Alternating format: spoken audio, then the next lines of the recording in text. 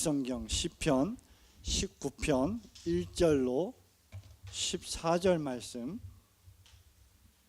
우리 19편 전체를 저와 여러분이 한 절씩 천천히 교독하겠습니다.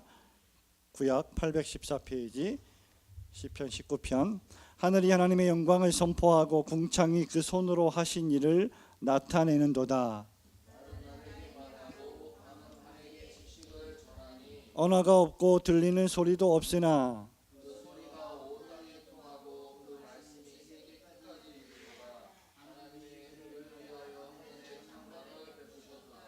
해는 그 방에서 나오는 신랑과 같고 그 길을 달리기 기뻐하는 장사 같아서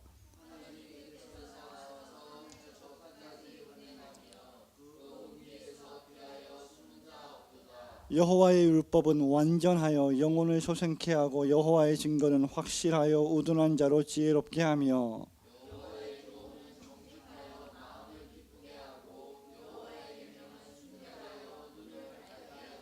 여호와를 경외하는 도는 정결하여 영혼까지 이르고 여호와의 규례는 확실하여 다 의로우니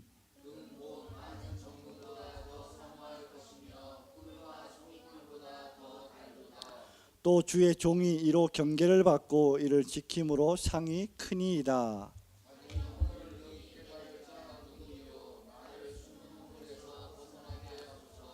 또 주의 종으로 고범죄를 짓지 말게 하사 그 죄가 나를 주장치 못하게 하소서.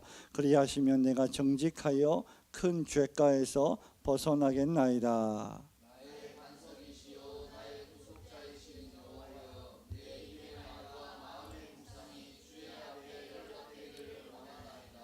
아멘. 자, 우리는 성경이 말씀하는 하나님의 인도하심에 대해서 계속해서 공부를 하고 있습니다.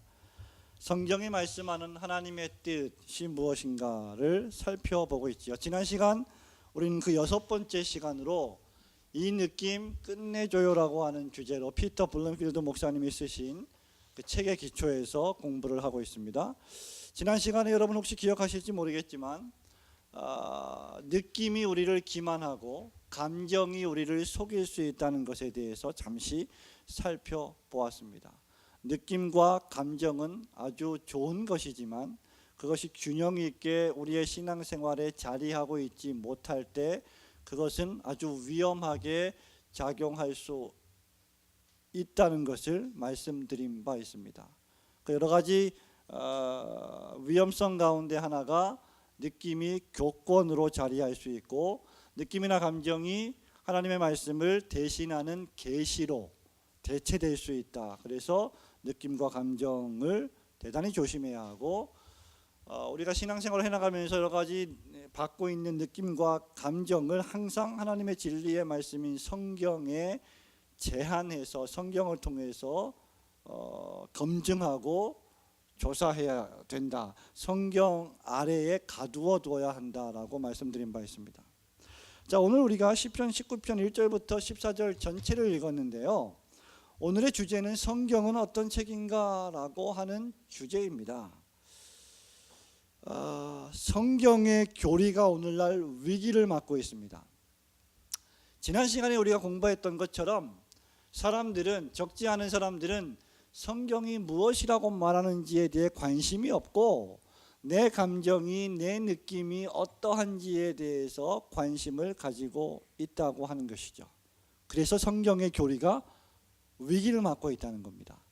우리의 생각과 판단과 결정과 행동의 최종 재판관이 누가 되어야 하느냐? 오직 성경이 되어야 하는데 오늘날 적지 않은 교인들은 자기의 생각과 판단과 결정과 행동의 최종 재판관을 성경에 두지 않고 자신의 느낌이나 감정이나 경험이나 지식에 두고 있다는 것이죠. 그래서 여러 가지 문제가 발생한다는 겁니다. 사람들은 성경을 구원에 대한 책이라는 것을 받아들이기는 하지만 성경이 여러분과 제가 살아가고 있는 일상의 모든 삶에 대한 문제들과는 별로 상관이 없다고 생각하는 경향이 있습니다. 성경은 나를 구원해 주는 책이다 라는 것을 확실히 믿죠. 그런데 실제 나의 삶 속에서 어떻게 나를 인도해 갈 수 있는지에 대해서는 별로 인정을 하지 않는 경향이 있어요. 그래서 그 이유 때문에 주관적인 인도의 행태들이 팽배한 겁니다.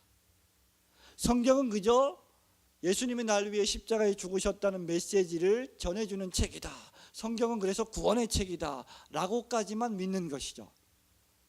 디모데후서 3장 16절 17절에 있는 말씀처럼 모든 성경은 하나님의 감동으로 된 것으로 구원에 이르기에 합당한 책이며, 그리고 하나님의 사람이 하나님의 사람으로서 모든 선한 일을 행하기에 완전한 책이라고 하는 사실을 인정하지 않는 겁니다. 역사적으로 해아래 새 것이 없어요. 성경의 권위를 인정하지 않고 감정이나 느낌으로 하나님의 뜻을, 성경을 대체했던 그런 사람들이 많이 있습니다. 여러분들이 잘 모르시겠지만 몬타누스주의라는 것이 바로 그 대표적인 케이스고요. 또 18세기 유행했던 경건주의자들이 그 대표적인 사람들이고, 또 19세기에 유행했던, 미국에서 유행했던 퀘이커파들이 바로 대표적인 사람들입니다. 하나님의 뜻이 나에게 임할 때 어떤 감정으로, 느낌으로 임해서 내 몸이 막 떨린다, 그럴 때 그것을 하나님의 뜻이라고 생각했던 사람들이죠. 우리가 하나님의 뜻을 안다라고 말할 때, 우리가 하나님의 뜻을 안다는 것은 여러분들이 첫째, 둘째 시간에 공부했던 것처럼 내 인생에 대한 하나님의 계획을 아는 것이 아니라 성경을 아는 것입니다. 우리가 하나님의 뜻을 안다, 하나님의 뜻을 알고 싶다라고 말할 때는 내 인생에 대한 하나님의 계획을 아는 것을 의미하는 것이 아니라, 하나님의 뜻을 안다는 것은 성경을 안다는 것이죠. 이것이 처음부터 지금까지 우리가 공부하는 모든 공부의 결론이에요. 너무나 단순하고도 명쾌하고도 확실한 결론입니다. 그렇기 때문에 성경이 무엇인지를 아는 것은 치명적으로 중대합니다. 자, 우리가 읽은 이 본문의 말씀 잘 보시면 시편 19편 1절부터 6절 그리고 7절부터 14절은 두 부분으로 나뉘어져 있어요. 오늘 우리가 말씀드릴 성경은 어떤 책인가 라고 말할 때, 우리는 성경이 두 가지 종류의 계시에 대해서 말하고 있다라는 것을 잠시 말씀드리길 원합니다. 이것은 여러분들이 너무나 잘 알고 있는 단어이기도 하죠. 성경이 어떤 책이냐? 성경은 계시라고 하는 것입니다. 계시는 영어로 revelation이라고 하는 것이죠. 감추어져 있는 것을 벗겨서 보여주는 것이죠. 자, 그런데 성경이 어떤 계시냐라고 말할 때, 첫째는 일반 계시라고 하는 것이고요. 두 번째는 무슨 계시요? 네, 여러분 잘 아시는 대로 특별 계시라고 합니다.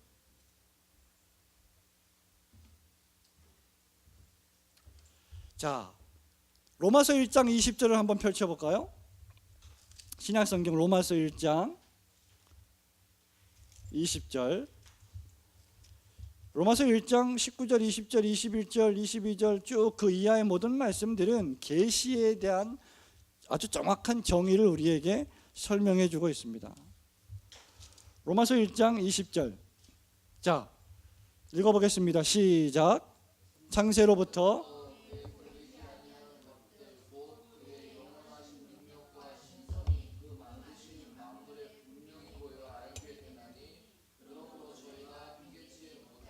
자, 이것이 일반 계시입니다.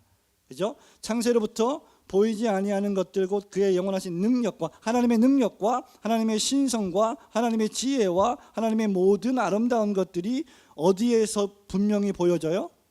그 만드신 어디에? 만물에서, 피조물에서, 다른 말로 하면 자연에서 하나님의 신성과 능력이 드러나 있다는 것이죠. 자연이 깨닫게 해주는 바와 창조와 섭리의 사역들이 바로 일반 계시입니다. 즉 자연과 창조와 섭리를 통해서 표현되는 계시를 뜻하지요. 여기에는 인간의 양심도 포함되어 있습니다. 자, 여러분이 나쁜 짓을 했습니다. 나쁜 생각을 했습니다. 나쁜 말을 했습니다. 나쁜 행동을 했습니다. 대한민국 헌법이 여러분이 나쁜 행동, 나쁜 생각, 나쁜 짓을 했기 때문에 정죄하기 전에 먼저 여러분을 정죄하는 것이 있어요. 그것이 뭘까요? 여러분의 양심입니다. 그래서 나쁜 짓을 했는데도 정죄함을 느끼지 못하고 죄책감을 느끼지 못하면 우리는 속된 말로 뭐라 그래요? 양심에 털났다 그러죠. 그죠? 양심이 무엇인가를 잘못했다고 정죄하고 죄책감을 느끼게 해주는 것이 무엇이냐? 하나님이 우리에게 주신 일반 계시의 한 국면이라는 것이죠. 자연이 깨닫게 해주는 바와 창조와 섭리의 사역들이 분명하게 하나님의 선하심과 지혜 그리고 권능을 드러내주기에 인간에게는 변명의 여지가 없다는 것입니다. 이 일반 계시의 목적이 무엇이냐? 자, 일반 계시는 아주 크게 자연, 그죠? 다른 말로 뭐요? 피조물. 인간의 심령 속에 있는 뭐요? 양심. 이런 것들이 일반 계시라는 것이죠. 이러한 자연과 피조물과 양심 같은 것들을 왜 우리에게 허락했느냐? 시편 19편 1절과 2절을 우리가 읽었는데 이것이 일반 계시의 목적이지요. 하늘이 하나님의 영광을 선포하고 궁창이 그 손으로 하신 일을 나타낸다. 자연과 피조물과 양심이 존재하는 목적은 하나님의 영광을 뭐 하는 거예요? 우리에게 선포해 주는 거죠. 알려주는 겁니다. 하나님의 선하심, 하나님의 지혜, 하나님의 권능을 드러나게 해줘요. 두 번째 목적은 무엇이냐? 인간으로 하여금 자연과 피조물과 양심에 드러난 하나님의 선하심과 지혜와 권능을 보고 하나님을 경외하며 양심에 새겨진 하나님의 법을 따라 살게 만드는 겁니다. 그러니까 우리가 양심대로 행동한다, 양심대로 생각한다, 이 말은 뭐냐면 하나님을 경외하는 행동이라는 것이죠. 자, 이런 방식으로 하나님은 자연과 피조물과 양심을 통해서 당신을 우리에게 revelatio, 라틴어로 revelatio, revelation, 숨겨져 있는 당신의 모습을 벗겨서 우리에게 알려주시는 겁니다. 그러니까 양심이 있는 모든 사람들은 전부 다 뭘 증거해요? 하나님이 존재하시다는 사실을 웅변적으로 증거해 주는 겁니다.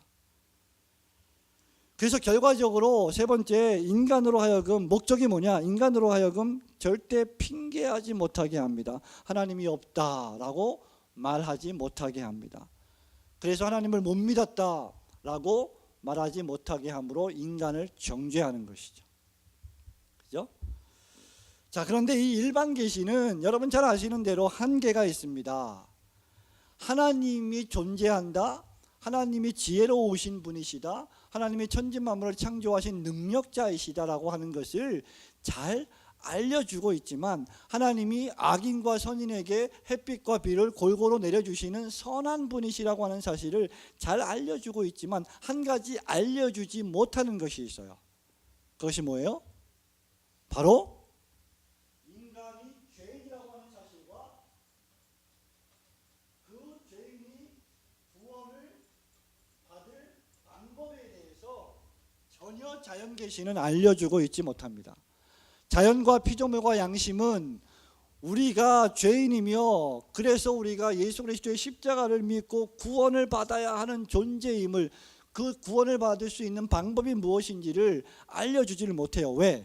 죄로 타락했기 때문에. 그래서 본인들이 죄인이라는 사실을 못 느끼는 겁니다. 알지 못하는 겁니다. 그래서 자연 만물을 보고 피조물을 보고 우주를 보고 하늘을 보고 별을 보고 달을 보아도 하나님의 전능하심과 아름다움과 지혜를 깨닫지를 못하는 거죠. 뭐 때문에? 죄 때문에 우리의 양심이 어두워졌고 우리의 양심이 강팍해졌고 우리의 양심이 화인 맞았고 성경적인 표현으로 하자면 우리의 양심이 육적으로 변해버렸기 때문에 성령의 법을 깨닫지 못하게 되는 것이죠. 그렇죠? 그래서 일반 계시는 죄인들이 구원받기 위해서 하나님이 무엇을 요구하시는지 전혀 알 수 없습니다. 또한 구원의 계획이 존재하는지조차 밝혀주지 못해요. 이런 의미에서 일반 계시의 주 내용인 자연, 피조물, 양심은 우리에게 하나님의 전능 말씀과 지혜와 선함을 알려주는 일종의 교사 역할을 하지만, 한계를 지닌 교사 역할을 하고 있다. 그 한계는 무엇이냐? 우리를 구원으로 인도해 주지 못하는 한계이다라는 것이죠. 그래서 두 번째 우리에게 필요한 계시가 무엇입니까? 특별 계시예요. 일반 계시가 구원에 필요한 지식을 주기에 충분하지 않기 때문에 하나님께서는 구원에 필요한 또 다른 계시를 우리에게 주셨습니다.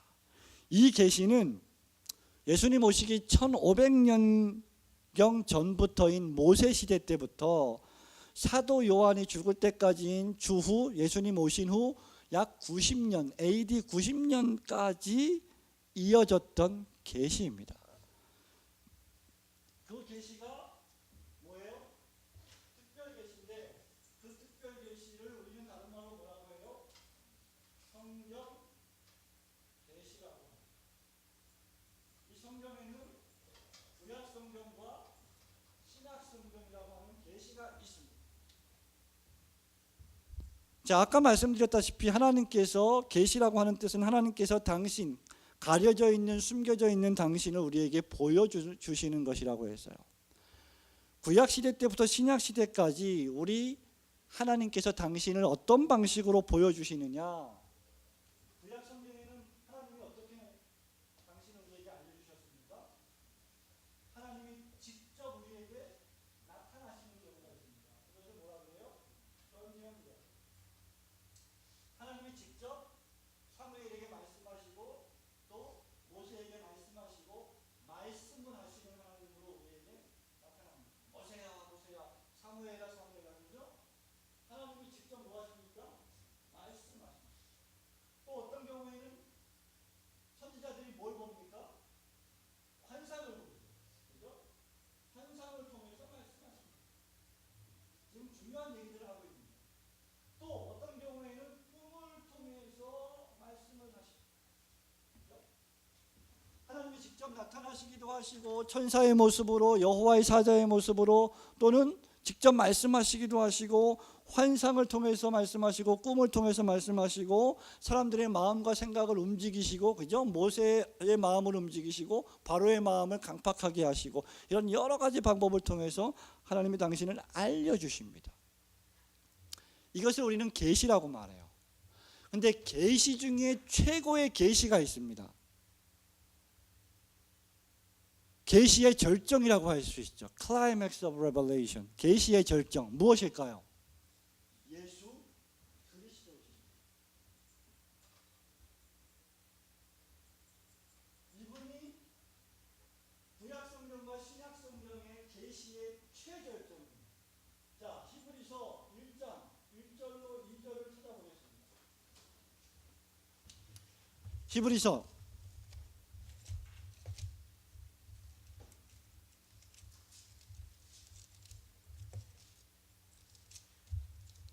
1장 1절로 2절 다 같이 읽어보겠습니다. 시작.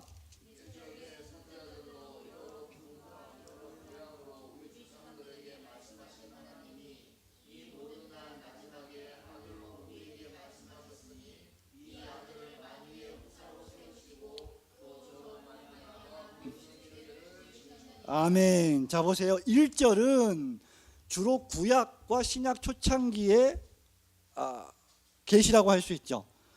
선지자들로 옛적에 어떻게 여러 부분과 여러 모양으로 말씀하신 하나님, 그죠? 어떻게 직접 나타나시고 말씀해 주시고 꿈으로 환상으로, 그죠? 그런 방식으로 우리에게 말씀해 주신 하나님이 2절 말씀에 이 모든 날 마지막에 누굴 통해서 말씀하셨어요? 아들로 통해서 우리에게 말씀하셨다. 예수 그리스도의 성육신이 최고의 계시라고 하는 것입니다. 계시의 절정이라고 하는 것이죠. 자, 이것이 구약과 신약 성경이 말하고 있는 계시, 즉 특별 계시, 다른 말로 하면 구원을 위한 계시라고 할 이것이 무슨 의미가 있느냐? 두 가지 의미가 있어요. 이 구약과 신약 성경이 아까 말씀드린 바와 같이 모세 시대 때부터 사도 요한 시대까지 완전히 끝이 났습니다. 그리고 사도 요한 시대 이후에 여러분이 알고 있는 구약과 신약 성경의 형태로 기록이 되었어요. 첫 번째 의미가 무엇이냐? 성경은 인쇄물로 기록이 되었다는 사실입니다. 웨스트민스터 신앙고백서 1장에 보면 이런 말씀이 있습니다. 훗날 진리를 더 잘 보존하고 더 잘 전파하기 위해서, 그리고 교회가 육신의 타락 그리고 사탄과 이 세상의 악의에 맞서 좀 더 견고하게 서로 서고 위로받게 하기 위해서 하나님은 하나님 자신과 하나님의 뜻에 대한 계시가 문자로 기록되게 하셨다. 자, 이것이 계시입니다. 이것이 무슨 말이냐? 하나님의 뜻은 지난 시간에 우리가 배운 감정, 그죠? 느낌과는 아무런 상관이 없다는 겁니다. 하나님의 뜻, 우리가 지금 하나님의 뜻에 대해 배우고 있어요. 하나님의 인도에 대해서 배우고 있습니다.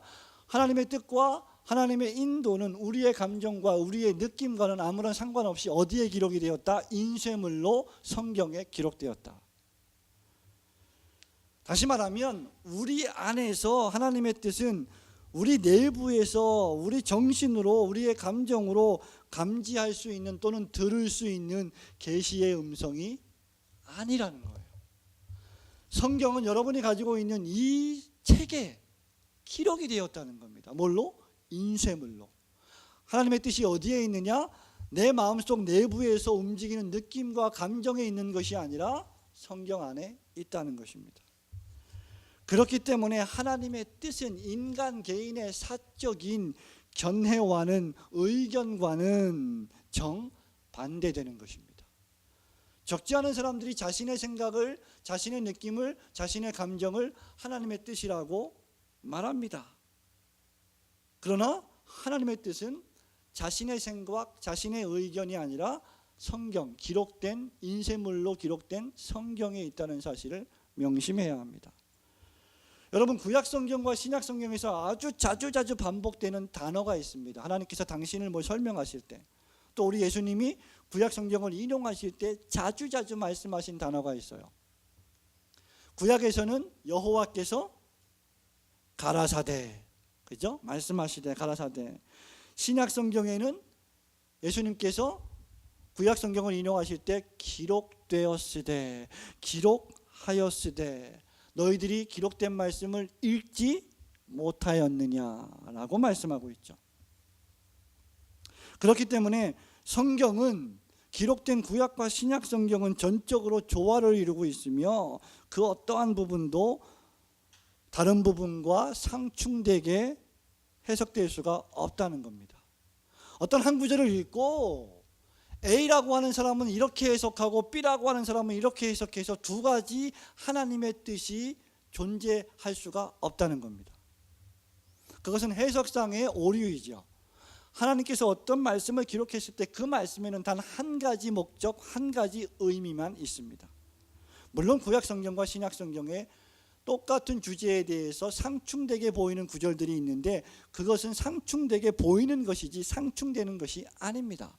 한 가지 목적, 한 가지 뜻을 설명하기 위해서 다른 방법으로 설명하는 것이죠. 어쨌든 우리가 지금 계시에 대해서 공부하고 있는데 계시는 인쇄물로 기록되었다가 첫 번째 중대한 의미라는 것입니다. 두 번째 중대한 의미는 성경은 더 중대한 의미인데 성경은 completed, 완성되었다는 겁니다. 우리가 이것을 인정하지 않기 때문에 오늘날 수많은 신사도 운동, 무슨 예언 운동, 천국과 지옥을 수천 번 왔다 갔다 하는 간증 운동이 유행을 하고 있고 교인들이 그러한 것에 빠지고 있는 것이죠. 웨스트민스터 신앙고백서는 또 이렇게 말합니다. 제1장 성경에서 따라서 그 기록, 즉 성경은 없어서는 안 되는 것인데 하나님께서 자신의 백성에게 하나님의 뜻을 계시하시던 이전의 방법들이 이제는 멈추었기 때문이다. 자, 두 가지입니다. 첫째는 성경은, 기록된 성경, 인쇄된 성경은 절대 없어서는 안 된다. 왜냐하면 하나님께서 당신의 백성에게 당신의 뜻을 계시하시던 과거의 이전의 모든 방법들이 이제는 어떻게 해요? 멈추었기 때문이다. 자, 과거에 어떻게 하나님께서 당신을 우리에게 알려주셨습니까? 직접 나타나셨어요. 지금은 직접 더 이상 나타나시지 않으신다는 겁니다. 하나님께서 나타나실 수 있는 능력이 없다는 말과 나타나시지 않는다고 하는 말은 다른 말이에요. 하나님은 지금도 여전히 여러분에게 나타나실 수 있는 능력이 있으신 분이시지만 그렇게 하시지 않는다는 겁니다. 왜? 계시가 완성되었기 때문에. 또 환상을 통해서 우리에게 말씀하시고 꿈을 통해서 말씀하시고 직접 입으로 말씀하시는 일들을 이제는 어떻게 한다? 멈추셨다. 그렇게 하지 않으신다. 다시 말하면 특별 계시 전체가 끝났다는 말입니다. 하나님께서 당신의 뜻을 전달하시는 것을 이제 멈추셨다는 말입니다. 더 이상 환상이나 꿈이나 현현 천사들의 나타남 등으로 계시하시지 않는다는 말입니다. 자, 이제 우리 시대에 선교사가 있습니까? 선지자가 있습니까? 없습니까? 없어요. 선지자직은 언제 끝났어요? 구약과 신약 시대 초창기에 이미 끝났어요. 우리에게 사도가 있어요? 없어요? 없습니다. 12사도와 바울 사도 이후에 사도는 더 이상 존재하지 않습니다. 로마 가톨릭 교황이 사도권을 계승했다고 주장하지만 그것은 거짓말입니다. 사도는 더 이상 없습니다. 우리는 선지자 노릇을 그만해야 됩니다. 오늘날의 적지 않은 목사들과 적지 않은 영적으로 능력이 있다고 주장하는 사람들이 선지자 노릇과 사도 노릇을 멈추어야 합니다. 선지자와 사도는 구약시대와 성경이 기록될 당시 신약시대에 특별하게 필요했던 직분이에요. 예수님이 교회에 하셔야 했던 말씀, 예수님이 신자들에게 해 주셔야 했던 모든 말씀은 어디에 다 있습니까? 구약 39권, 신약 27권에 다 있다. 그렇기 때문에 하나님께서는 당신의 계시가 불완전해서 또 다른 보충적인 계시를 주실 만큼 허약하신 분이 아니시라는 겁니다. 하나님이 만약에 이제까지 주신 66권의 계시가 부족해서 무언가 어떤 사람들에게 또 다른 계시를 꿈이나 환상으로 주신다면 그것은 무엇을 의미하느냐? 하나님의 말씀과 하나님의 계시가 이전의 계시가 완전하지 않다는 것을 반증하는 거죠. 그죠? 그렇기 때문에 오늘날에도 또 다른 계시가 존재한다고 주장하는 것은 하나님의 능력과 하나님의 속성을 제한하는 겁니다. 잘못된 것이죠. 결론을 맺습니다. 오늘날 전 세계에 선지자를 지칭하는 사람들이 세계 도처에 넘치고 있습니다.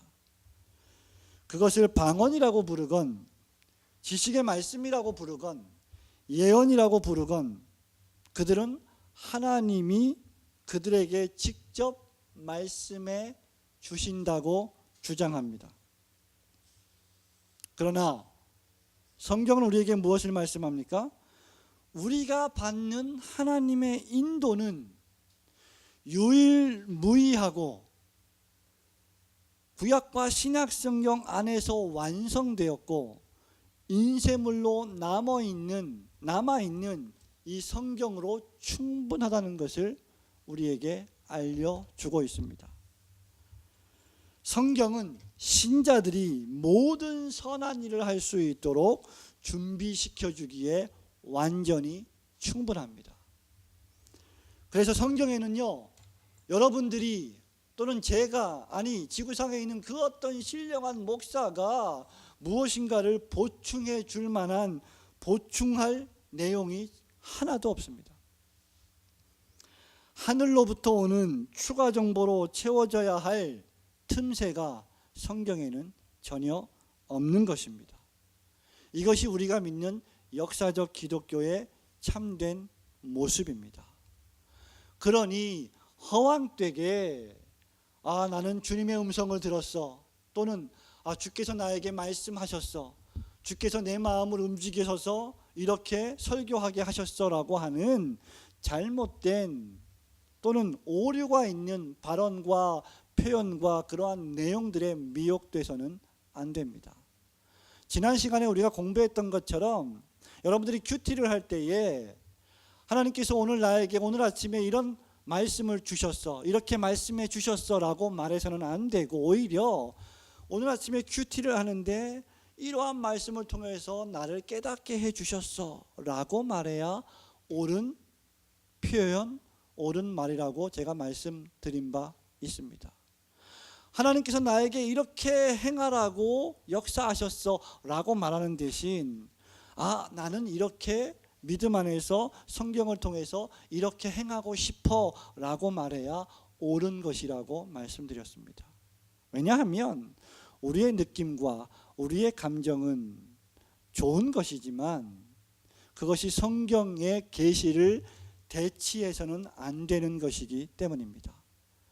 오늘의 결론이 무엇입니까? 계시는 완성되었다. 또 다른 계시는 존재하지 않는다. 기록된 인쇄물로 기록된 성경 계시가 우리의 구원과 우리의 행위의 유일무이한 법칙으로서 완전히 충분하다. 성경의 권위를 믿고 성경의 충분성을 인정하며 성경을 끊임없이 연구하고 공부함으로 승리하시는 여러분들 되시기를 주님의 이름으로 축원합니다. 아멘. 감사합니다.